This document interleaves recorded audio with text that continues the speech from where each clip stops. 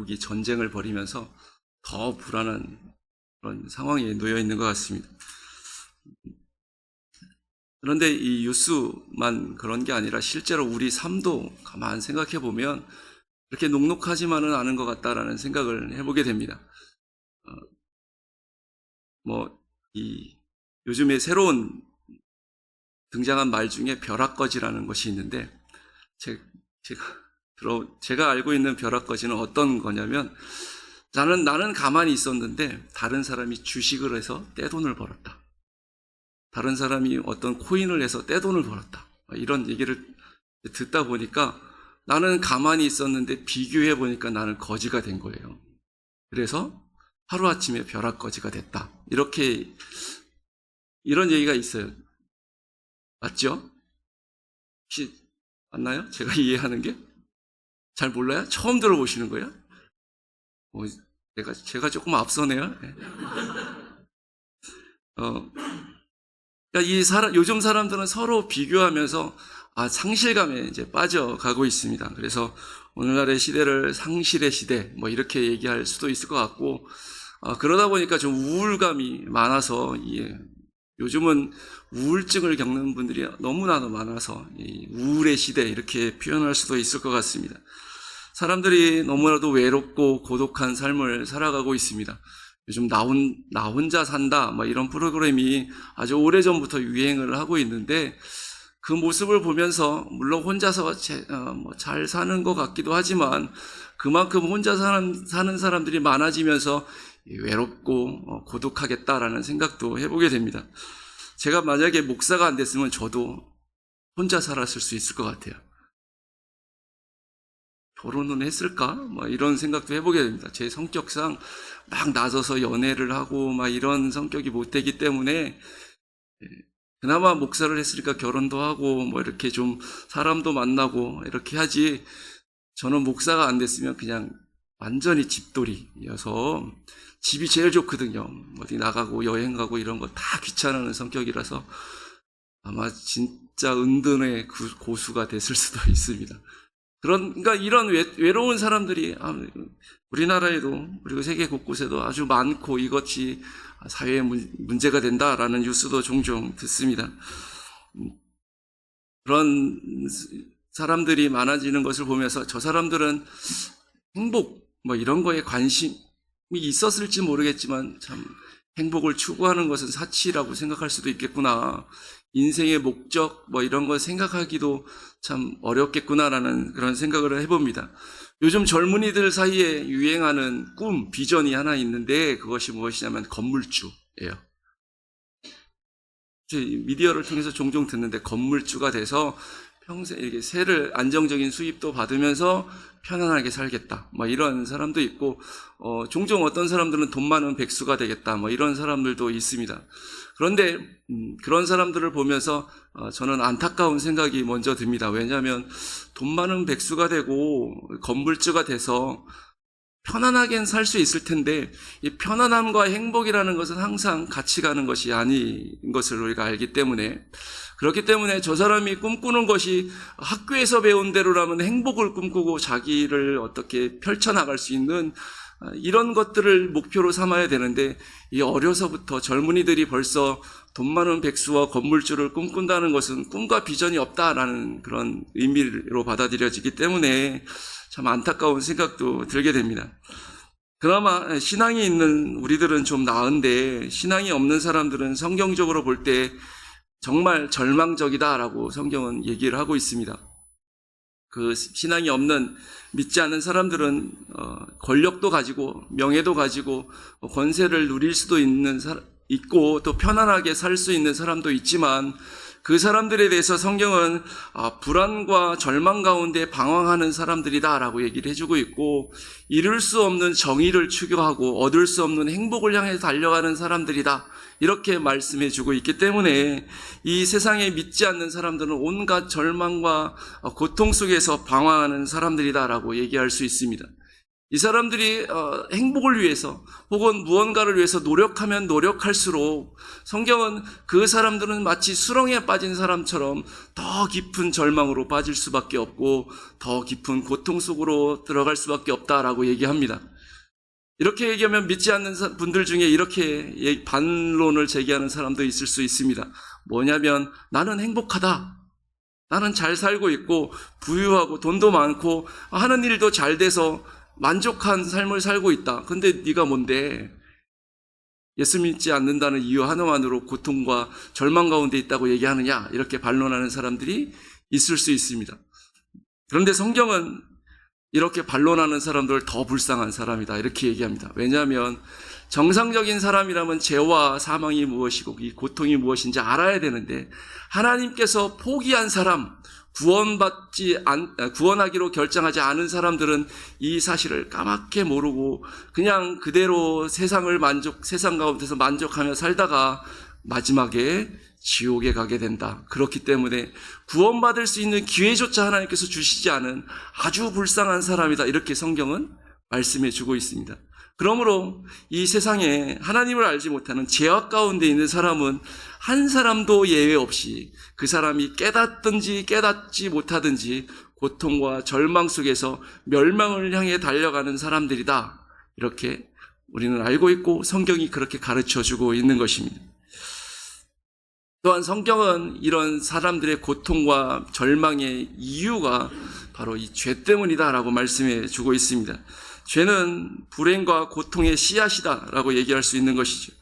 아담이 하나님으로부터 죄를 지었습니다. 하나님께서 선악을 알게 하는 나무의 열매를 먹지 말아라 라고 그렇게 명령하셨고 이것을 약속했는데 아담이 그 명령과 약속을 어김으로 말미암아 죄인이 됐고 하나님께서 죄인이 된 아담과 하와를 에덴 동산 그 낙원에서부터 추방시키셨습니다. 그리고 그 추방시키면서 그 아담과 하와와 그 후손들을 향해서 저주를 하셨습니다. 그래서 이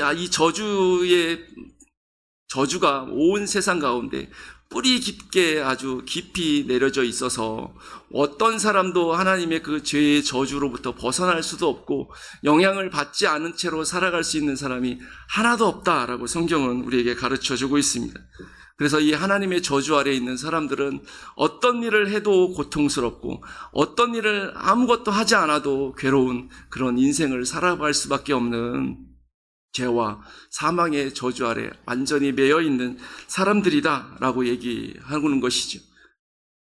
그리고 이런 고통스러운 삶의 끝은 사망이다라고 성경은 말씀해 주고 있습니다. 죽음으로 끝나는데 그냥 인생의 죽음이 돼서 무로 돌아가는 것이 아니라 지옥에 간다라고 성경은 말씀해 주고 있기 때문에 살아서의 고통보다 죽어서의 고통이 더 크고 더 심하다라고 말씀해 주고 있는 것이죠. 그래서 예수 믿는 사람은 자살하면 안 돼요. 자살하면 끝이야. 내 이제 이 고통스러운 순간이 끝날 거야라고 생각하지만 더 큰 고통이 기다리고 있기 때문에 절대로 자살하면 안 되는 것입니다. 근데 이 죄의 문제를 성경은 또 이렇게 얘기합니다. 아무도 해결할 수 없다. 누구도 어떤 노력을 해도 이 죄의 문제를 해결할 수 없어서 그 죄로부터 벗어나서 지옥에 가지 않는 그런 인간적인 방법은 이 세상에 아무것도 없다. 그래서 이 세상의 모든 사람들은 절망적이다. 왜냐하면 그 결말이 지옥이라는 그 결말이 다 정해져 있기 때문에 아주 절망적이다라고 말씀해 주고 있습니다. 이런 절망적이고 슬픔과 고통 속에 있는 죄인들을 위해서 하나님께서 구원의 계획을 세우셨다라고 말씀해 주고 있습니다. 그래서 구약에서는 그 하나님의 구원의 계약을 어떻게 이루실지 예언해 주셨고 복음서를 통해서 그 하나님의 구원 계획이 어떻게 성취되었는지 예수님을 통해서 어떻게 이루어졌는지 우리에게 자세히 가르쳐 주고 있습니다. 오늘 우리가 읽은 이 이사야서 9장 6절과 7절 말씀도 하나님께서 이스라엘 백성들에게 그리고 우리에게 하나님의 구원 계획을 소개시켜주고 있는 많은 구절 중에 한 구절입니다. 이 구절에 보면 하나님께서 우리에게 한 아들을 우리에게 주셨다라고 말씀하고 있습니다. 이 한 아들이 바로 우리가 아는 대로 예수 그리스도 하나님의 독생자 그분이신 것을 우리는 다 알고 믿고 있습니다. 그리고 이 이사야서 9장 6절 7절 말씀에는 예수님이 어떤 분이신지 우리에게 말씀해 주고 있는데, 그 어깨에 정사를 매신 분이다, 우리를 다스리시고 통치하시는 분이다 라고 가르쳐 주고 있습니다. 그리고 기묘자다, 아주 놀라운 분이시다, 그리고 기적적인 분이시다라는 의미입니다. 이거 모사다라고 얘기를 하는데, 모사는 우리를 가르쳐 주시는 분, 우리 지혜가 뛰어나서 우리를 상담해 주시고 인도해 주시는 분이다라는 의미가 있습니다. 그리고 이 예수님은 어떤 분이시냐, 또 전능하신 하나님이시고 영존하시는 아버지시고 평강의 왕이시다라고 말씀해 주고 있습니다. 그러니까 예수님이 바로 하나님이시다, 하나님의 아들이시며 삼위일체 교리에 따라서 이 예수님이 바로 그 영존하신 아버지 하나님이시다라고 말씀해 주고 있는 것이죠. 그리고 이 왕이신 예수님, 평강의 왕이신 예수님께서 장차 이 온 세상을 그의 나라로 삼으시고 다스리시게 될 텐데, 그 다스리시는 나라는 영원한 나라이고 그 나라에는 공평과 정의로 가득하게 될 것이다 라고 말씀해 주고 있습니다. 그러니까 이 이사야의 예언의 말씀을 가만히 들어보면, 예수님은 우리가 정말 믿을 만한 분이신 것을 알 수 있습니다. 우리가 죄악의 고통 속에서 절망 가운데 살아가고 있는데, 이런 예수님이라면, 이런 메시아라면 우리를 충분히 죄에서, 그 사망에서, 저주에서 구원할 수 있는 능력의 하나님이시다라는 사실을 우리가 알 수 있게 되는 것이죠. 그런데 이사야 이 9장의 말씀은 예수님이 태어나심부터 이 영광을 얻으시는 그 과정의 처음과 끝만 예언해 주고 있습니다. 그 중간의 과정은 이 9장의 예언에서는 생략되어 있어요. 근데 이 중간의 과정이 이사야서 53장에 예언이 되고 있는데, 예수님이 이 땅에 아기로 태어나셔서 영광의 왕, 평화의 왕, 이 영존하시는 왕으로 영광을 얻으시는 그 중간 사이에는 낮아지심이라는 것이 있는데, 이 낮아지심이 어느 정도까지 낮아지시는 것이냐, 아주 사람의 고통 가운데 낮아질 대로 낮아져서 십자가에서 가장 큰 죄인의 신분으로 죽기까지 낮아지시는 것이 이 이사야서 53장의 복음서에서 우리에게 가르쳐주고 있는 내용입니다. 우리는 이런 낮아지심을 통해서, 예수님이 낮아지심을 통해서 나중에 오늘 이 9장 6절에서 그리고 7절에서 말씀해주고 있는 그 영광을 얻으시게 될 것임을 우리는 이미 다 알고 있습니다. 예수님이 마구간에 태어나시고 또 30세가 되시기까지 목수로서 아버지와 또 형제 자매들, 어머니들 부양하는 일을 하셨고, 30세쯤 되어서 이제 복음으로 많은 사람들을 가르치시고 하나님의 능력으로 이스라엘의 유대 땅에 있던 많은 사람들을 섬기셨던 그런 예수님의 사역에 대해서 우리는 잘 알고 있고, 예수님이 그렇게 사셨음에도 불구하고 이 이스라엘 백성들, 이 유대 사람들이 그 예수님을 싫어서 버림으로 말미암아 고통과 죄악을 담당하시고 십자가에 죽게 만들었다는 사실도 우리는 잘 알고 있습니다. 이사야서 53장의 말씀처럼 예수님이 채찍에 맞으시고 창에 찔리셨는데, 그의 맞으심과 그의 찔리심이 우리를 낫게 하시고 우리를 구원에 이르게 하신다라는 사실도 우리는 너무나도 잘 알고 있습니다. 예수님은 죽으시고 부활하셨죠. 그리고 승천하셨습니다. 그래서 마태복음 28장 18절 말씀처럼 부활하신 예수님께서 이런 부활과 영광을 통해서 아버지께서 하늘과 땅의 모든 영광을 내게 주셨다라고 고백을 하시는데, 그때서야 우리는 이 이사야서 9장 6절 7절 말씀이 예수님에게 대한 예언이 이루어진 것임을 우리가 알 수 있습니다. 이렇게 우리 복음의 내용을 다시 한번 간략하게 소개해드린다면, 예수님이 이 땅에 사람의 몸을 입고 오시고 우리 죄를 위해서 십자가에 죽으시고 또 우리를 위해서 부활하시고 승천하셨다가 장차 때가 되면 이 세상을 심판하러 다시 오실 그런 예수님을 우리는 믿습니다. 그때가 되면 온 세상의 모든 사람들이 예수의 이름 앞에 무릎 꿇게 될 줄도 믿습니다. 이런 내용들, 우리 복음의 내용들, 교회에 조금만 다니신 분이라면 너무나도 잘 알고 있는 내용입니다. 제가 조금 길게 설명을 드리긴 했지만 이미 다 알고 있는 내용인 줄 믿습니다. 이게 구원의 이야기고 복음의 내용을 합죽적으로 요약한 내용이기 때문에 그렇습니다.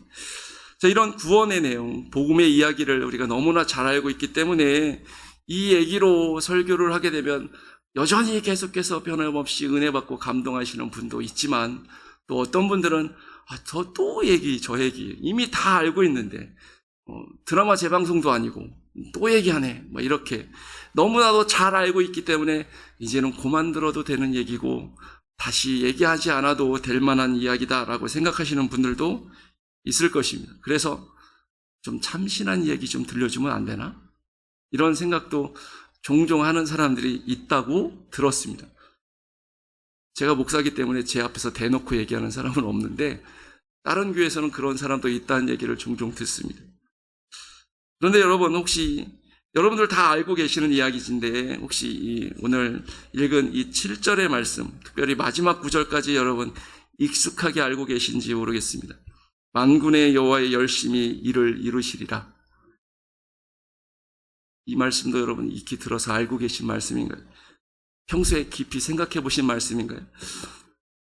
이사야는 예수님의 태어나심부터 마지막 부활의 영광, 하나님께서 영광스러운 그 영광을 얻으시는 그날까지 이 예언을 하면서 중간의 과정을 싹 빼고 예언을 해주긴 했지만, 처음과 끝을 얘기했다는 것은 그 모든 것을 다 얘기했다는 것과 마찬가지입니다. 그러니까 하나님께서 우리에게 구원을 주시는 이 복음을 예언해 주시면서 이사야는 뭐라고 말씀하시냐면, 이 구원의 복음을 우리에게 주시는 그 일을 하나님께서 행하실 것인데 열심으로 이루신다라고 말씀해 주고 있는 것입니다. 이 열심이라는 단어는 열정이라는 말로 바꿀 수 있고, 열성이라는 말로도 바꿀 수 있고, 시기라는 말로도 해석할 수 있는 단어입니다. 그러니까 하나님께서 우리의 구원을 위해서 아들을 주시고, 그 아들을 십자가에 못 박기까지 그런 많은 고난을 당하게 하시고 낮추시는 그 일, 물론 높이시는 그 일도 하나님께서 행하시는 일이긴 하는데, 그 모든 일을 하나님께서 대충 능력이 있으신 분이시고 전능하신 분이니까 그냥 설렁설렁 하시는 것이 아니라 열정적으로 아주 열심히 열성을 가지고 이루신다.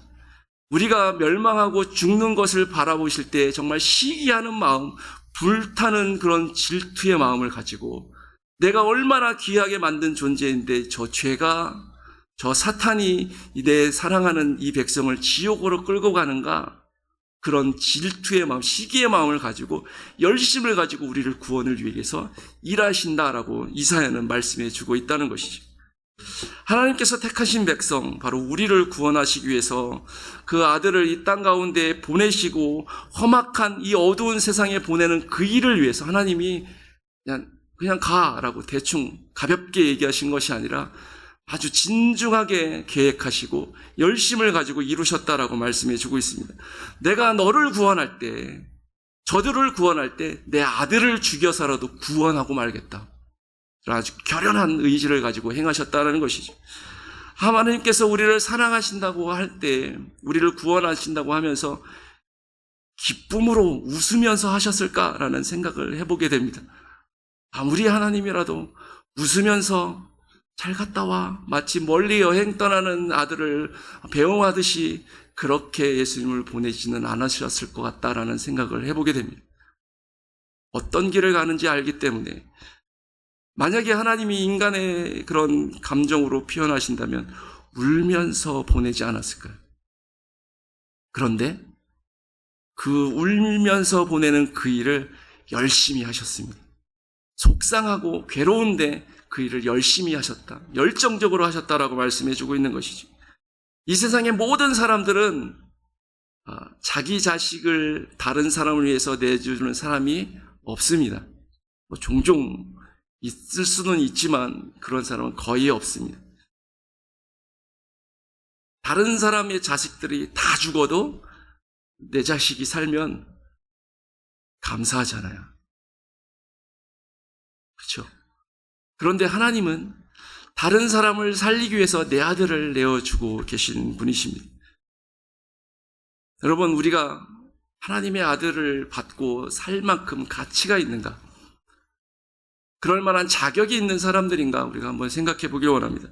어떤 찬양의 가사처럼 우리는 벌레만도 못한 그런 죄인들인데 하나님께서는 그런 벌레만도 못한 죄인들을 위해서 아들을 내어주시고 우리를 그 아들의 피와 맞바꾸셨다라고 성경은 말씀해 주고 있습니다.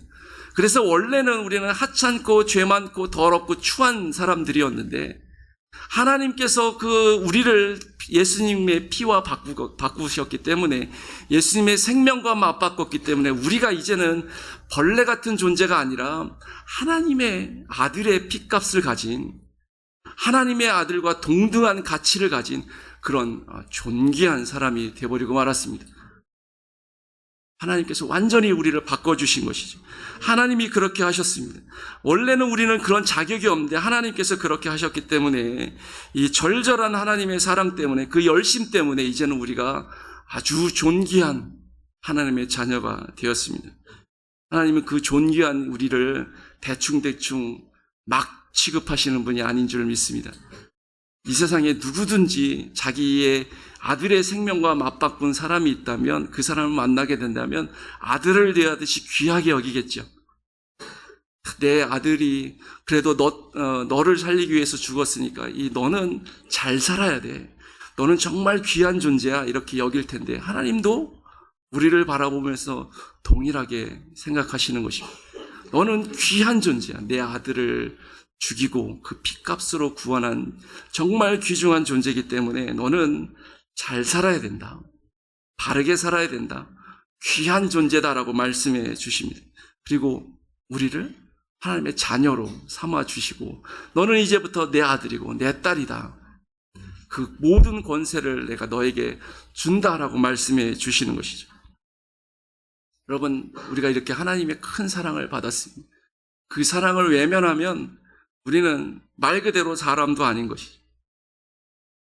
하나님의 그 사랑을 받았음을 알고 깨닫고 있음에도 불구하고 우리가 우상에게로 돌아간다. 그것은 그 어떤 배신보다 큰 배신이고 그 어떤 배은망덕보다 큰 잘못이다라고 얘기할 수 있습니다. 우리는 하나님의 사랑을 알기 때문에 우상을 사랑할 수 없고 세상의 그 어떤 존재도 사랑할 수 없고 심지어 돈이나 명이나 권세나 그 어떤 것도 우리는 사랑하면 안 되고 내 생명보다도 더 하나님을 사랑해야 될 줄 믿습니다. 또한 이 사랑을 안 사람이라면 나만 귀중한 존재가 아니라 옆에 있는 성도들도 하나님께서 동일하게 귀한 존재로 여기는 사람임을 우리가 알아야만 할 줄 믿습니다.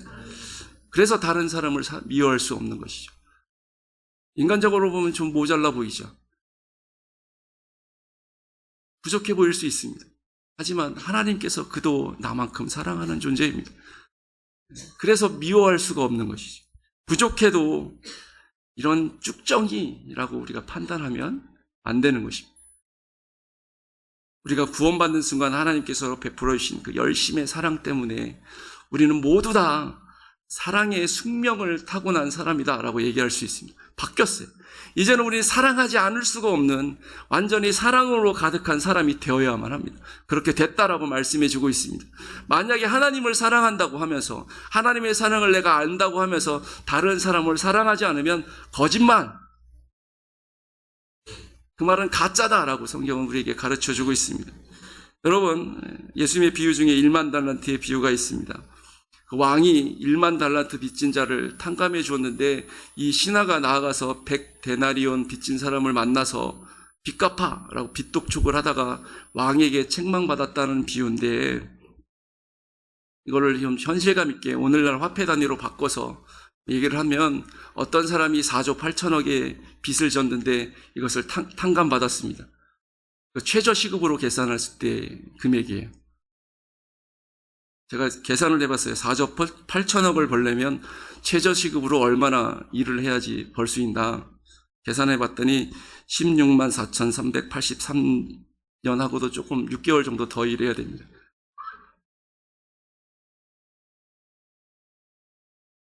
답이 안 나오죠. 그런데 그 빚을 탕감해 주셨어요. 근데 그 탕감받은 사람이 나가서 100데나리온 최저시급으로 계산하면 한 800만 원 자기한테 빚진 사람이 있습니다. 만나서 빚 갚아. 못 갚아요. 제발 봐주세요. 그랬더니 감옥에 가버렸습니다. 너희가 그렇게 하면 안 된다는 교훈을 우리에게 주시는 것이죠. 그러니까 하나님 앞에 엄청난 은혜와 사랑을 받은 우리에게 800만 원 큰 돈이잖아요. 그거 안 갚아도 돼. 이거 쉽지 않아요. 그런데 해야 된다. 왜냐하면 4조 8천억을 탕감받았으니까. 하나님께 그렇게 큰 사랑을 받았으니까 조금 힘들고 어려워도 우리는 사랑해야 된다라고 말씀해 주고 있는 것입니다. 하나님의 열심의 사랑이 우리를 그렇게 사랑할 수 있도록, 다른 사람을 용서하고 품을 수 있도록 만들어준다라고 말씀해 주고 있습니다. 여러분, 사랑합시다. 사랑받지 못할 사람이 어디 있습니까? 하나님의 사랑을 힘입은 사람들은 사랑하지 못할 사람이 하나도 없습니다. 우스갯소리로 집안에 다 왼수들을 한 명씩 기르고 있죠. 그렇죠? 아니에요? 아닐 수도 있습니다. 저는 없어요. 네. 여러분, 원수도 사랑하라고 그랬는데, 그렇죠? 가장 가까운 사람부터 멀리 있는 사람까지 모두 다 그리스도의 사랑으로, 하나님의 사랑으로 우리가 품을 수 있는 믿음의 일꾼들이 되기를 소망합니다. 우리가 나를 귀중히 여기고 나의 사랑, 하나님이 나를 얼마나 사랑하는지 알고 다른 사람도 사랑해야 되는데, 우리가 진짜 사랑해야 될 대상은 사실은 하나님이십니다. 하나님이 사랑을 해주셨으니까 당연히 그 하나님도 사랑을 해야 되죠. 그런데 우리는 종종 사춘기 청소년 같을 때가 있습니다. 저희 자녀들이 이제는 사춘기를 다 지나서 얼마나 감사한지 몰라요. 사춘기 때 저희 자녀들은 3명 다 그렇게 심하지는 않았던 것 같은데, 그 사춘기 시절에는 무슨 관심을 보이는 걸 되게 귀찮아했던 모습을 얼뜻 기억을 합니다. 중국에 있을 때 사춘기를 겪으면서 이 사람도 울고 저 사람도 울고 막 우는 모습들이 우리 가정에도 있었어요. 여러분들도 비슷하지 않나요? 저희 가정만 그랬군요.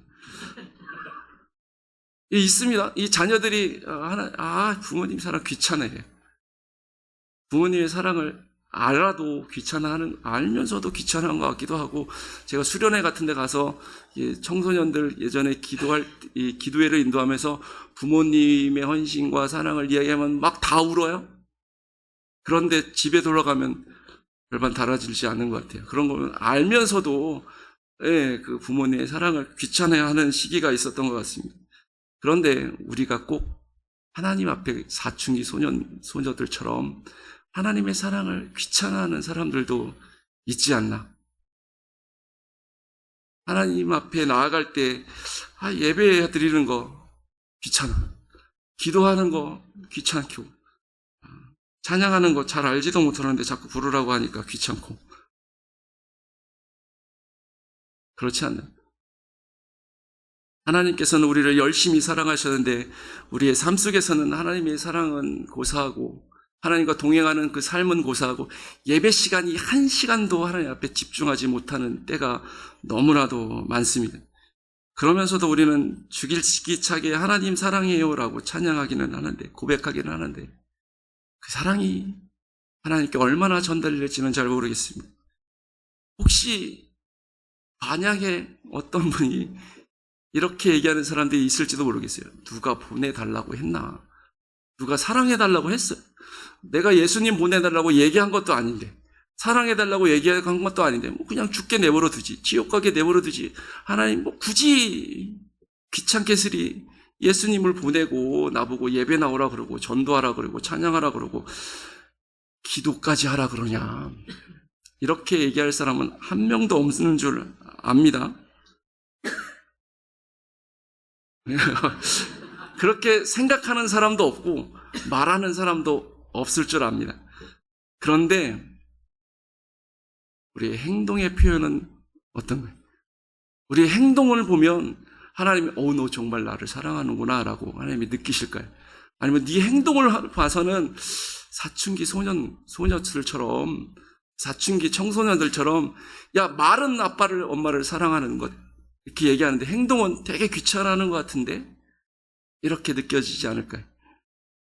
하나님 우리를 그렇게 크게 사랑하셨는데 우리는 하나님에 대해서 알 생각도 하지 않습니다. 하나님의 뜻에 대해서 관심을 가져본 적이 별로 없습니다.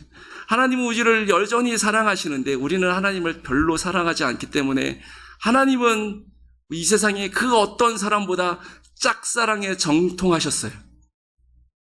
그냥 한편으로만 우리를 열심으로 사랑하시고 우리는 하나님께 사랑을 제대로 돌려드리지 못하니까 하나님은 정말 짝사랑에 정통하신 그런 분이 가고 계신지 않을까, 그런 생각도 해보게 됩니다. 여러분, 그러면 안 되겠죠.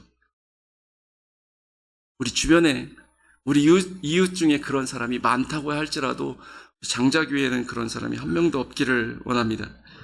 예배 때마다 하나님에 대한 사랑에 감격이 있었으면 좋겠습니다. 우리가 찬양할 때마다 기쁨이 있었으면 좋겠고, 말씀을 대할 때마다 그 진리를 깨닫고 하나님에 대해서 감사와 영광이, 행복이, 자유함이 누려졌으면 좋겠습니다. 기도할 때마다 하나님이 들으시고 응답하신다는 것을 우리가 체험하고 경험하면서 하나님 감사합니다, 찬양합니다, 이런 고백이 이어졌으면 좋겠습니다. 하나님을 사랑한다는 것은 하나님과의 그런 끈끈한 관계가 계속해서 이어져 간다는 뜻이에요. 하나님의 사랑이 내게 느껴졌기 때문에 나도 하나님을 사랑해서 그것을 표현하고 그것을 믿음의 삶에서 실천해 가고 그렇게 하나님과의 정상적이고 아름다운 사랑의 교제가 이루어가는 것, 그것이 바로 하나님과의 관계, 바른 사랑의 관계라는 것입니다. 우리가 혹시라도 하나님과의 관계가 이 묵은 땅처럼 딱딱하게 굳어져 있다면 그래서 하나님의 사랑도 잘 못 느끼고 나도 잘 고백을 못하고 있다면 우리의 묵은 땅을 기경해서 옥토가 되게 만들기 원합니다. 하나님이 우리를 사랑하셨던 것처럼 나도 이렇게 하나님을 사랑하는 그런 성도들이 될 수 있기를 소망합니다. 그리고 하나님의 사랑을 또 우리가 베풀 대상이 있는데 여전히 이 밖에서 하나님의 사랑을 모른 채 방황하고 있는, 고통 중에 있는 사람들을 또한 우리도 그들을 사랑하기를 하나님께서 원하신 줄 믿습니다. 하나님의 사랑은 변하지 않아요. 우리를 향한 사랑도 변하지 않는데 저 세상 가운데 고통 중에 있는 사람들을 향한 사랑도 변하지 않으셨습니다. 우리를 구원하실 때 아주 열심을 가지고 사랑하시고 우리를 위해서 일하셨던 하나님께서 이 세상 가운데 있는 사람, 한 번도 교회에 발걸음을 해보지 않은 그 사람을 향한 사랑도 여전히 변하지 않게 절절한 마음으로, 정말 시기하는 마음으로 열심을 가지고 계시고 있습니다. 그럴 필요도 없고 그럴 수도 없고 해서도 안 되는 일이 하나 있는데 그것이 무엇이냐면 예수님이 다시 이 땅에 오셔서 십자가를 지시는 일입니다. 그런데 만약에 하나님께서 이걸 해서 저들을 구원할 수만 있다면 한 번 더 해볼까? 이런 생각을 하실 만큼 그렇게 하나님은 열심을 가지고 계시다라고 저는 믿습니다. 여러분, 우리뿐만 아니라 이 자리에 없는 우리의 가족, 친척들, 혹은 아직 교회에 한 번도 발걸음을 들여보지 않은 우리의 이웃들, 이렇게 죽어가고 고통 속에 방황하는 그 사람들을 향해서 하나님께서는 돌아왔으면 간절히 바라고 계십니다. 지금 TV를 보면서 트로트 가요를 듣고 있든지 드라마를 보고 있든지 아니면 다른 것을 보고 있는 사람이든지 날이 따뜻해졌기 때문에 산으로 들로 강으로 나아가서 유의를 즐기기에 바쁜 하나님을 모르는 그 사람들을 하나님께서 바라보면서 안타까워하시고 계십니다. 어떻게 보면 우리보다 더 안타까워 하시는데 우리는 잃은 양 한 마리의 비유를 알고 있습니다. 하나님께서는 탈출한, 잃어버린 양 하나를 찾기 위해서 99마리의 양을 그대로 두시고 온 산과 들을 헤매며 잃은 양을 찾으니까 너무나도 즐거워서 그것을 어깨에 둘러매고 돌아와서 잔치를 벌였다라고 말씀해 주고 있습니다. 수지타산이 안 맞아요. 차라리 한 마리 잃어버리고 말지, 그 한 마리 찾았다고 고생해서 겨우 찾았는데 돌아와서 동네 사람들 불러다가 잔치를 벌이면, 저는 어렸을 때 그 잃은 양으로 잔치를 벌였나? 이런 생각도 해봤습니다. 근데 그런 거 아니겠죠. 엄청난 손해를 감수하고 하나님께서는 그 잃은 양을 향해서 간절히 찾으시는 목자의 심정으로 찾고 계신다라고 말씀해 주고 있습니다. 여러분, 우리는 저 세상 밖에 하나님을 모르는 사람도 하나님을 사랑을 알도록 하나님의 사랑이, 그 아들을 보내신 그 사랑이 죽기까지 내어주셔서 그들을 구원하신다는 그 하나님의 마음을 그 사람도 알도록 우리가 전하는 입술이 되어야 할 줄 믿습니다. 하나님께서 우리에게 말씀하십니다. 가서 증인이 좀 돼달라고. 너 가서 좀 전해달라고. 저 사람도 하나님을 알고 예수님의 사랑, 예수님을 통한 하나님의 사랑을 알 수 있도록 그렇게 이야기해달라고, 전하라고 우리에게 부탁하고 말씀하고 명령하고 계신 것을 성경이 우리에게 많이 얘기해주고 있습니다. 그러므로 우리는 가야만 하고 그들에게 복음을 전해야만 할 줄 믿습니다. 오늘 우리는 이 이사야서 9장 말씀을 통해서 하나님의 사랑에 대한 이야기, 그 열정의 사랑을 함께 나누어 보았습니다. 예수님이 하나님의 본체시지만 우리를 사랑하시는 그 하나님의 계획을 따라서 그 하나님의 영광을 내어놓고 한 아기, 한 아들로 우리 이 땅에 오셨습니다. 그리고 이사야서 53장의 말씀처럼 수많은 고통과 고난 속에서 우리의 구원을 위해서 일하셨습니다. 근데 그것이 하나님의 열심을 가지고 이루신 일이다라고 말씀해 주고 있습니다. 오늘 종료주일이고 내일부터 토요일까지 고난주간을 우리가 보내게 됩니다. 이 고난주간은 하나님이 우리를 위해서 어떤 열심을 가지고 어떤 열정의 사랑을 가지고 구원을 이루어 가셨는지 그것을 묵상하는 주간입니다. 예수님의 고난을 묵상한다는 얘기는 하나님의 사랑을 묵상하는 것과 마찬가지입니다. 우리를 향한 얼마나 큰 사랑을 보여주신지를 우리가 묵상하면서 그 사랑을 깊이 깨닫는 한 주간이 될 수 있기를 원합니다. 그리고 그 확신한 하나님의 사랑이 내게 이루어졌다라는 그 확신을 가지고 나도 귀한 존재구나, 나뿐만 아니라 온 교회의 성도들이 그렇게 하나님의 큰 사랑을 받은 귀한 존재구나, 그러므로 사랑하겠다라는 결심을 하는 기간이 되길 원하고, 또한 나아가서 하나님을 사랑하고 하나님이 큰 사랑을 베풀어 주셨으니 당연히 그 하나님을 사랑하기 위해서 내가 말씀과 기도 가운데 그리고 그 사랑의 실천 가운데 나아가겠다. 특별히 하나님이 여전히 안타깝게 생각하는 이 세상 밖에 있는 방황하는 영혼들을 위해서 내가 하나님의 사랑을 전하겠다라고 결심하는 하나님의 일꾼으로 세워주는 이 고난 주간 한 주간이 될 수 있기를 소망합니다. 함께 기도하겠습니다. 하나님 아버지, 우리를 사랑하시되 그 아들을 내어주시기까지 그 열정을 가지고 열심으로 우리를 사랑해 주심을 감사드립니다. 하나님, 그 사랑을 받았사오니 우리가 하나님의 큰 은혜 가운데